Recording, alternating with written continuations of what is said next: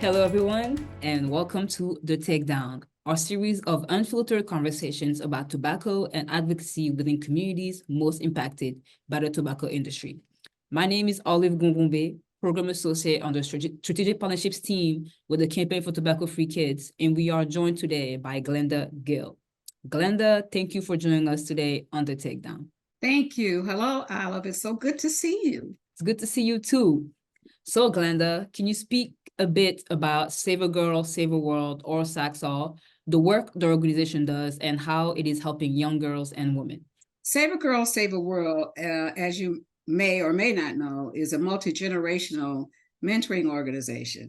We call ourselves a trailblazing nonprofit organization dedicated to mentoring African-American women ages 14 to 23 that attend HBCUs. We started our organization in 2011 at Bennett College, based upon a seed that was planted by Dr. Julianne Malvo that said, if you want to save the world, we need to save our girls.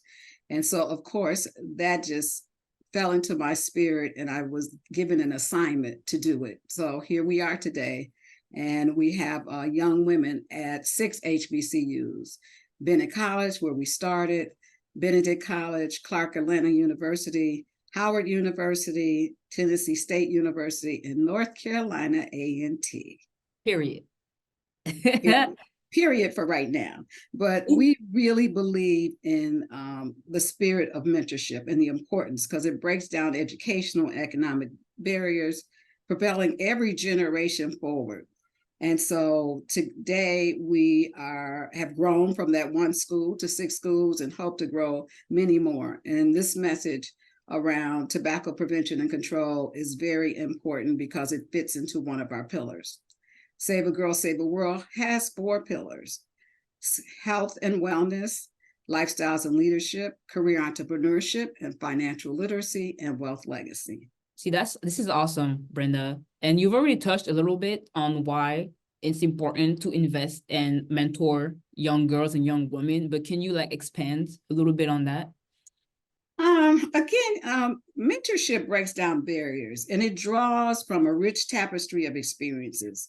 Our mentors, we call them femtors, and our mentor motto is what we call a triad: each one teach one. So it's adult mentors mentoring college students, mentoring high school girls. We feel that the mentors can support the young women. We call ourselves a GPS system for them, something that we that are more mature wish we had when we were younger. But it's important to have mentors to guide you along the way as you go to adulting. And so those areas, those 4 pillars that we shared with you, we feel those are the 4 pillars of life. You're going to have, your health is your wellness. Your health and wellness is important for you to live. As you're walking through lifestyles and leadership, you go through every journey. Every 10 years, I see that we have a journey that we go through and as we grow. And so mentorship is a safeguard, I would say, for a lot of young women to navigate through life. Mm-hmm. You always need some navigation as you go through life. And so the mentors help support the efforts of growing. So mentorship is extremely important. Seeing experience, being a part of experiences, just a guidepost. That's all. I think I'll say a guidepost. GPS, like you said. Yeah. All right. Right. So as you stated, one of the core pillars of Save a Girl, Save a World is health and wellness. Why is it critical to view tobacco use as a social justice issue? And what work is SAGSAW doing to promote overall health and wellness? Save a Girl, Save a World, the health and wellness pillar is about nurturing mind, body, and soul, and spirit to build self-esteem and confidence. As we see currently, especially in the tobacco landscape, a lot of young women are doing e-cigarettes and hookah and vaping because it's hip. And I don't know if I say hip for this generation, but it's cool. But they don't have a clue as to the impact that it has on their health overall in the next 10 years beyond where they are. And as we saw in the rise of COVID, that many people's lungs were impacted. And of course, hookah, vaping, e-cigarettes impacts your lungs. And you need your lungs to breathe. So if you are restricted from breathing, you really are going to have a lot of health issues. And so what we do is we talk to young women about the hazards of what this hookah and vaping and e-cigarettes has on their lives. We want to make sure they know from A to Z what can happen, you know, what the outcomes can be.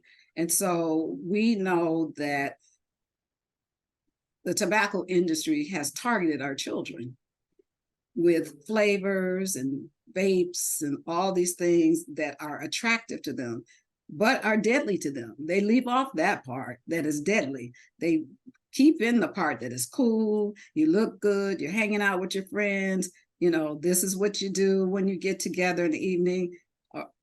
It's not what you should be doing.